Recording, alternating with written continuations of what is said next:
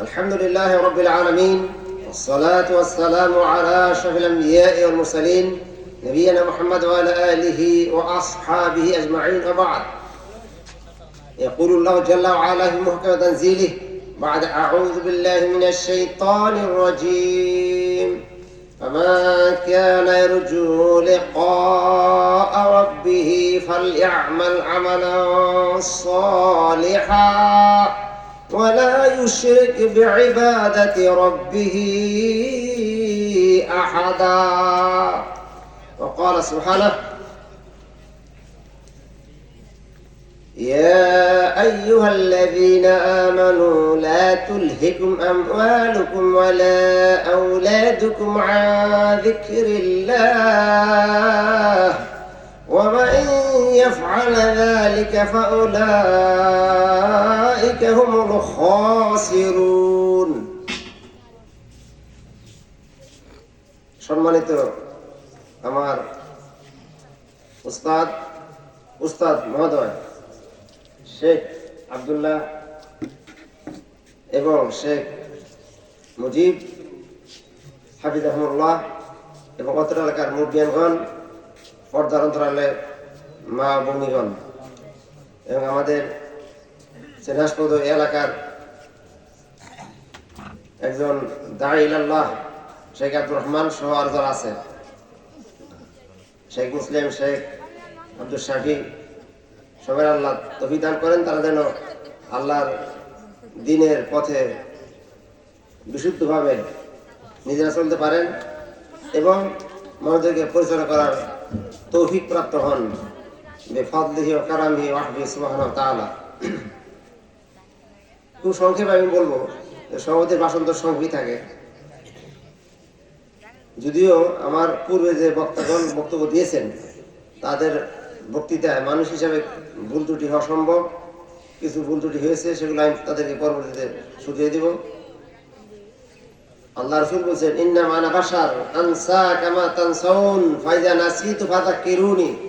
আমি মানুষ, আমি ভুলে যাই, তোমরা যেভাবে বলো, যখন ভুলে যাই তখন আমাকে স্মরণ করে দাও। হাদিসের সহিহ নাসাইতে। আমাদের এই এলাকার যারা সাধারণ মানুষ আছেন, মুসলিম আছেন, আমাদের ভাগ্য ভালো, বলেন আলহামদুলিল্লাহ। কারণ 40 বছর আগে, 30 বছর আগে এই এলাকার দ্বীনের ক্ষেত্রে, দুনিয়াবী ক্ষেত্রের কথা আমরা দেখব না, দ্বীনের ক্ষেত্রে, ধর্মীয় ক্ষেত্রে আগের চেয়ে অনেক উন্নত হয়েছে, অনেক ইমপ্রুভ হয়েছে। আল্লাহ যেন আরো ইমপ্রুভ করেন, আরো উন্নত করেন এবং তাদের দুনিয়া খাতের সার্বিক কল্যাণ দান করেন আল্লাহর করেন তাদের প্রতি।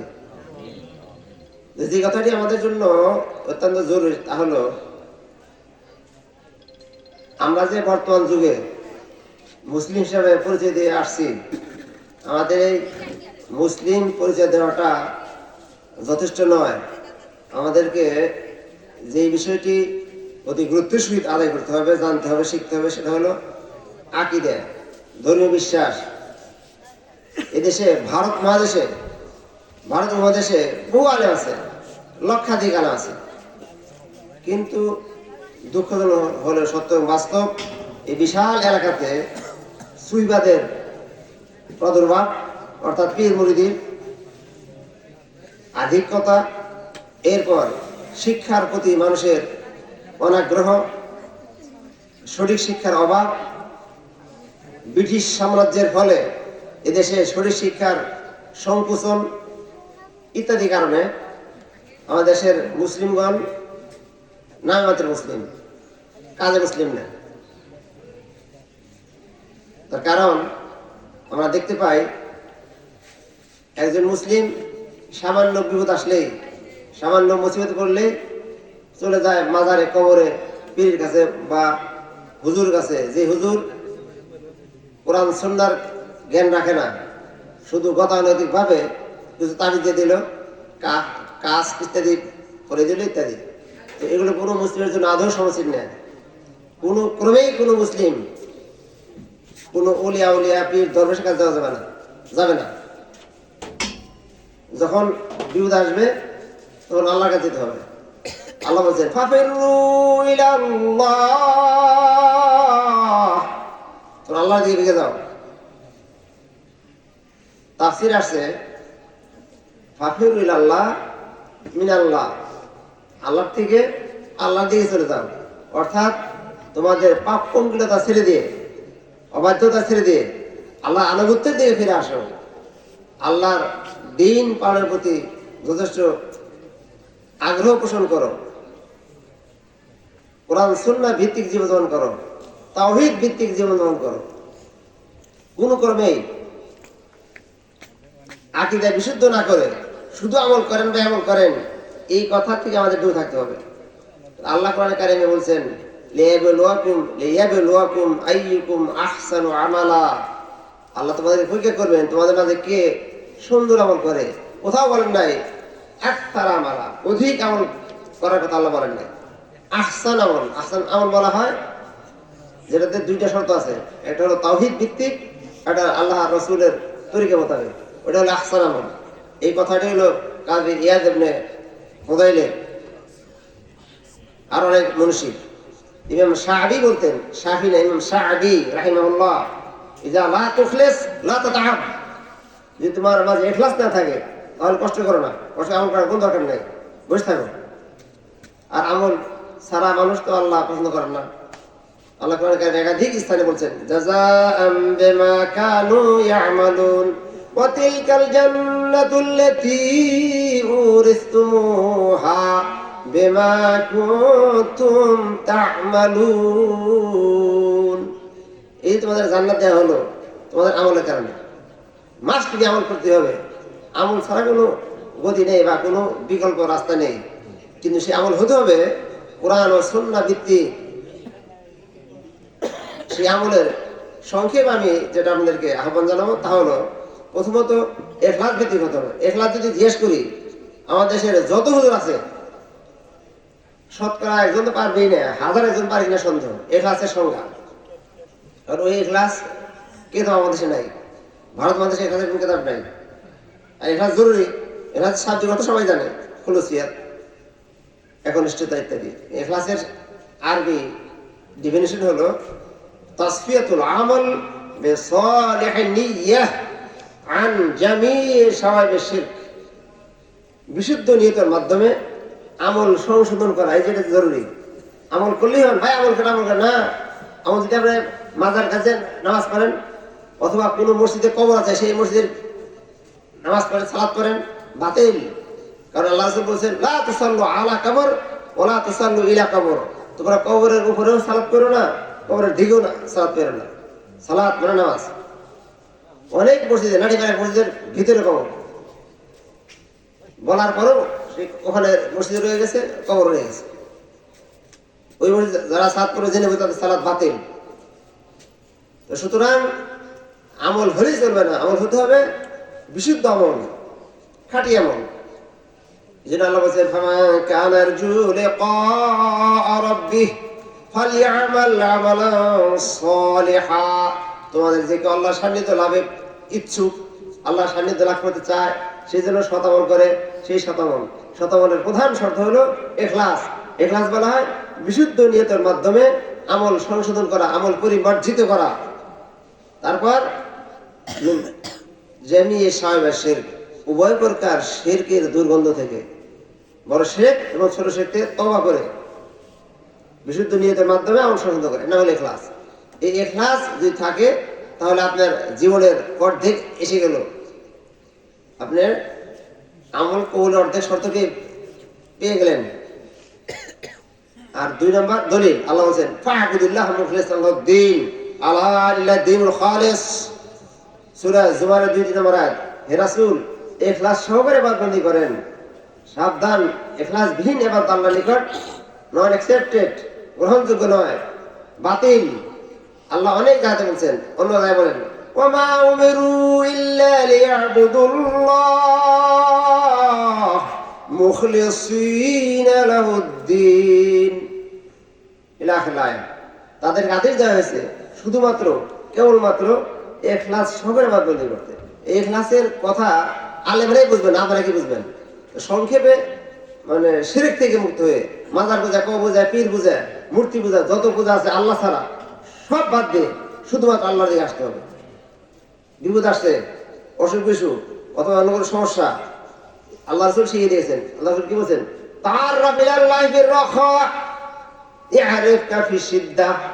তুমি মহান আল্লাহকে তোমার সুখের সময়ে ডাকো, যখন সুখ স্বাচ্ছন্দ্যে আছো, আরামে আছো, তখন ডাকো, তখন দোয়া করো। তাহলে তাহলে তুমি তোমার সিদ্ধান্তের সময়, কঠিন অবস্থার পরিপ্রেক্ষিতে, বিপদের সময়, বাংলাদেশের সময় আল্লাহ তোমাকে দেখবেন তথা তোমার দোয়া কবুল করবেন। সুবহানাল্লাহিল আযীম। সুতরাং স্বাভাবিক অবস্থায় আল্লাহকে দোয়া করতে হবে। আর দোয়া সম্বন্ধে আল্লাহ রাসূল বলেছেন, দোয়া হুয়াল ইবাদাহ, দোয়াই হল ইবাদত। আল্লাহ রাসূল বলেছেন, আর দোয়া সিলাহুল মুমিন, দোয়া হল মুমিনের অস্ত্র। প্রত্যেক কথা বলতে দলিল ভিত্তিক, একটি কথা কপল কল্পিত বানাওয়াট কিচ্ছা কাহিনী আমাদের বক্তব্য যে বলে ওই বলা যাবে না, হারামে বলা। আল্লাহ রাসূল বলেছেন, মান কাযাবা আলাইয়া মুতাআম্মিদান ফালাইতাবাওয়া মাকআদাহু মিনান নার, যে ব্যক্তি বানিয়ে আমার বিরুদ্ধে কোনো কথা বললো সে যেন জাহান্নামের আগুনে পড়ার জন্য রেডি হয়। সহিহ বুখারী মুসলিম হাদিস। সুতরাং আমরা যা কথা বলবো, আমাদের হুজুরগণ, আমাদের আলেমগণ, ইমামগণ, খাতিবগণ, বক্তাগণ সকলকেই খুব চিন্তা ভাবনা করে কথা বলতে হবে। কারণ কিয়ামতের দিন এক শ্রেণীর বক্তা বা আলেমদেরকে যে আল্লাহ জাহান্নামে উদ্বোধন করবেন, নাউযু বিল্লাহি মিন আযাবিন নার। আবু হুরায়রা রাদিয়াল্লাহু আনহু হাদিস বর্ণনা করেন, কেঁদে ফেলতেন। কারণ আলেম হয়েছেন খুব সুনাম, খুব বড় বক্তা, বিরাট বক্তা, লাভ নাই। আল্লাহর আযাব থেকে বাঁচা তো সহজ না, কঠিন। আরো আলেমগণ ওয়াজ করার কান্দে, নিজেই কান্দে, মানুষকে কান্দে। আমাদের একজন হাদিস পড়ে দেন, অথবা তাফসীর, অথবা তাওহীদ, অথবা কোরআন কারীম, তখন উস্তাদগণ 60 মিনিটের জায়গায় 30 মিনিট শুধু চোখের পানি মুছতেন। সকল উস্তাদ একজন দেখি পানি, মানে চোখে পানি ছাড়া, অস্ত্র ধরা ছাড়া। আর আমি মাশাআল্লাহ কামেল হাদিস, কামেল তাফসীর, এরপরে আপনার দাওরা, কোনোদিন কোনো হুজুরকে দেখি নাই হাদিস পড়াতে কান্নাকাটি করতেছে। অন্য কোনো খারাপ সংবাদ থাকলে তখন কাঁদতেন, কেউ মারা গেছে অথবা উনি নিজে অসুস্থ, এই জাতীয়। এই পার্থক্য। আরবের ইসলাম এখনো সহিহ ইসলাম, খাঁটি ইসলাম, তাওহীদ ভিত্তিক ইসলাম। সম্মানিত সুধী, সময়ের স্বল্পতা হেতু গভীর রাতে আমরা এতটুকুই জানবো যে আমাদেরকে ইবাদত বন্দেগী যে আমরা করি, এই যে জীবন শেষে আসছে, অনেকের মুখে দাড়ি পেকে গেছে। কোন দিন যে আল্লাহ আমাদেরকে ডাক দেয়। আল্লাহ রাব্বুল আলামিন দয়া করে আমাদের সকল হায়াত বাড়িয়ে দেন, সৎ আমলের সহিত, ইজ্জতের সহিত, বরকতের সহিত এবং সুস্থতার সহিত। আমরা বলি আমিন। এমনি হায়াত আল্লাহের হায়াত বাড়িয়ে দিক না, নিষেধ। কারণ হায়াত বাড়ে যদি আমল খারাপ হয়, শাস্তি বেশি। তাহলে এবার বন্দি করলে প্রধান শর্ত হলো ইখলাস, যেটা আমরা জানলাম। সকল প্রকার শিরক থেকে দূর থেকে, মানে বড় শিরক, ছোট শিরক। বড় শিরক তো মাজার পূজা করবো, জানলাম। বিপদে আল্লাহ তাআলা আমার নিকট হাত তোলা, অর্থাৎ দোয়া করা, অথবা অন্য কাউকে সিজদা করা বা কাউকে রুকু করা।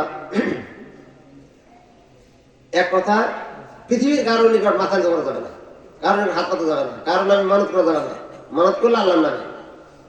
এদিকে আমাদের লক্ষ্য রাখতে হবে। 2 নম্বর হলো শুধুমাত্র আল্লাহ রাসূলের তরিকার মধ্যে নিতে হবে। এই জন্য কোরআন কারীমে আল্লাহ একাধিক আয়াত বলছেন, ইয়া আইয়ুহাল্লাযীনা আমানু আতিউল্লাহ ওয়া আতিউর রাসূল ওয়া উলিল আমরি মিনকুম ফাইন তানাযা'তুম ফি শাইইন ফারুদ্দুহু ইলাল্লাহি ওয়ার রাসূল, ইলা আখির আয়াত। আল্লাহ বলেন সূরা নিসা 59 নম্বর আয়াতে, হে ঈমানদারগণ, তোমরা আল্লাহর আনুগত্য করো, রাসূলের আনুগত্য করো এবং তোমাদের উলিল আমরদের। তারপরে যখন তোমাদের দুনিয়াবি কোনো কাজে, ধর্মীয় কোনো কাজে, দুনিয়া না ধর্মীয় কোনো কাজে, কোনো মাসআলাতে মতলক্ষ্য হবে, ইখতিলাফ হবে, তাহলে সেটার সমাধান করবে ফারুদ্দু ইলাল্লাহি ওয়ার রাসূল, আল্লাহর দিকে, আল্লাহর রাসূলের দিকে ফিরে না। অর্থাৎ কোরআনের বিশুদ্ধ তাফসীর দিকে সাহাবায়ে কেরাম যেভাবে তাফসীর করেছেন, সাহাবায়ে কেরাম যেভাবে কোরআন কারীম গ্রহণ করেছেন, সেদিকে ফেরাও এবং আল্লাহ রাসূলের দিকে, আল্লাহ রাসূলের বিশুদ্ধ হাদিসের দিকে।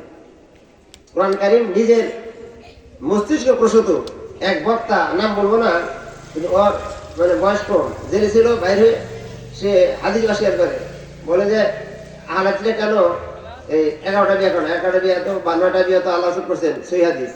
ওই জাহেল জানে না যে চাইর অধিক বিবাহ করা অন্যদের আমাদের রসুলের ছাড়া সাহাবায়ে কেরাম তাবিঈন তাবেঈন যত মানুষ আছে পৃথিবীতে কেমন করলো হারাম, কেউ চাইর অধিক বিয়ে করতে পারবে না, শুধু আল্লাহ রাসূলের জন্য খাস। এই খাসটা সে জানে না, আর সে সারা দেশ বক্তাগিরি করে বেড়ায়। এরপরে আরো কিছু হাদিস অস্বীকার করছে, মানে কোরআনপন্থী আহলে কোরআন। তারপরে আরো কয়েকজন আছে, এই জন্য সাবধান, যারা বলে কোরআনই যথেষ্ট, হাদিসের দরকার নাই, এরা বিভ্রান্ত, এরা গুমরাহ। কোরআন কোন ক্রমেই মানা যাবে না হাদিস ছাড়া।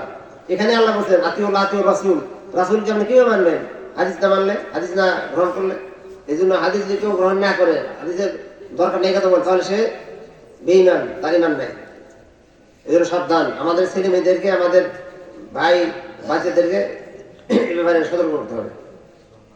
তো মোট কথা আমি খুব স্বল্প সময় শেষ করবো, 2 মিনিটের ভিতরে। তাহলে আল্লাহ রাসূলের তরিকায় বন্দী হতে হবে।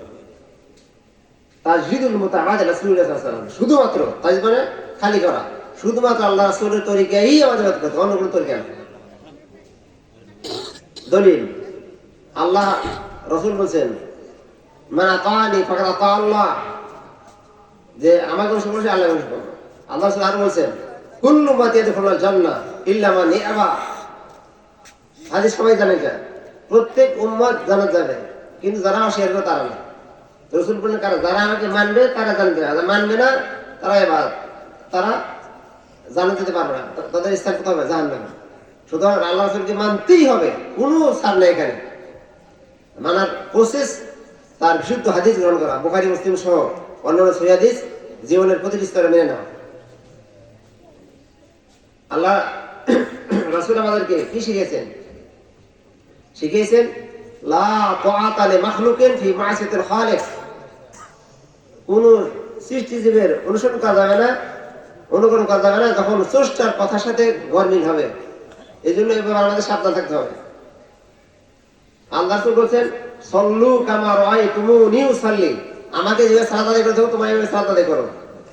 হযরত আল্লাহ বলেছেন খুযু আন্নী মানাসিকাকুম, আমার কাছে হজ শিখো। এইভাবে অনেক ক্ষেত্রে আল্লাহ রাসূলের অর্ডার আছে, শুধুমাত্র আল্লাহ রাসূলকে মানতে হবে। তাহলে ইবাদতবন্দি করলে শর্ত হলো তাওহীদ ভিত্তিক, খাঁটি ঈমান ভিত্তিক বা ইখলাস ভিত্তিক, আর হলো রাসূলুল্লাহ সাল্লাল্লাহু আলাইহি ওয়াসাল্লামের খাঁটি অনুসরণ বা অনুকরণ, এই দুটি। আর 3 নম্বর হলো হালাল রিজিক। আল্লাহ রাব্বুল আলামিন আমাদের সকলকে এই বিষয়গুলো স্মরণ রেখে সামনে পা বাড়ার তৌফিক দান করেন। আমাদের জীবনকে আল্লাহ ধন্য করেন সহিহ আমলের মাধ্যমে, খাঁটি আমলের মাধ্যমে, বিশুদ্ধ আকীদার মাধ্যমে। অন্য কোনো ভাবে আমাদের জীবন ধন্য হবে না। দুনিয়াবী জীবনের অর্থ, এর নাম ধন্য না। অর্থ আপনার আজ আছে কাল নেই, কিন্তু কিয়ামতের দিন যেন আমরা নেকির পাহাড়, লক্ষ লক্ষ বহুত পাহাড় সমান নেকি উঠতে পারি। আল্লাহ আমাদের সকলকে সেই তৌফিক দান করেন। আকুল কাউলি হাযা আস্তাগফিরু ওয়া লাকুম ওয়া লিসাইরিল মুসলিমিন ফাস্তাগফিরু ইন্নাহুল গাফুরুর রহিম। হাযা আলহামদুলিল্লাহ আলামিন। সুবহানাকাল্লাহু ওয়া বিহামদিকা আশহাদু আল্লা ইলাহা ইল্লা আনতা আস্তাগফিরুকা ওয়া আতুবু ইলাইক। আসসালামু আলাইকুম ওয়া রাহমাতুল্লাহ।